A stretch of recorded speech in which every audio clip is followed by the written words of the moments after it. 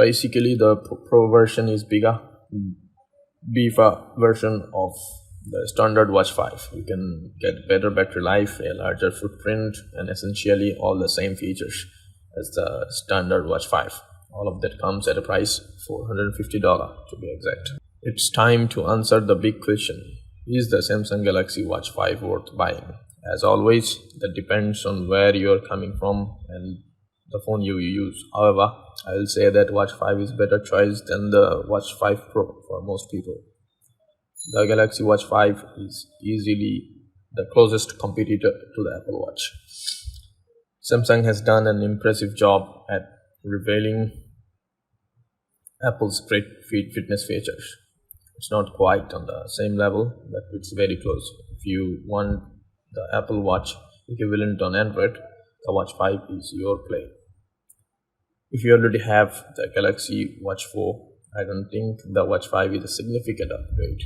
You won't notice a ton of improvements compared to the Watch 4. However, Tizen-based Samsung Watch owners will notice a big difference.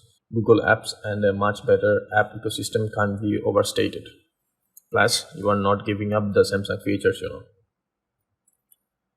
The Galaxy Watch 5 may not be as flashy as last year's Watch 4, Samsung's long-awaited return to Wear OS.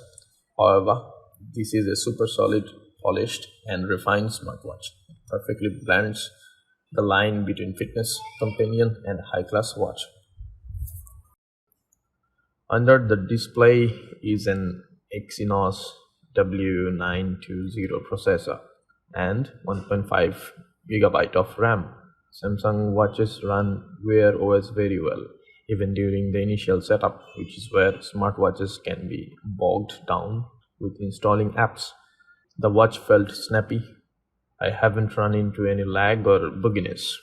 Overall, this is an attractive watch that can easily fit right in with your personal style. It has a very durable display, buttons that feels good, and solid performance. A smartwatch with bad battery life is almost worse than a phone with bad battery life, since they are more annoying to charge. The Galaxy Watch 5 has a slightly bigger battery than last year's Watch 4.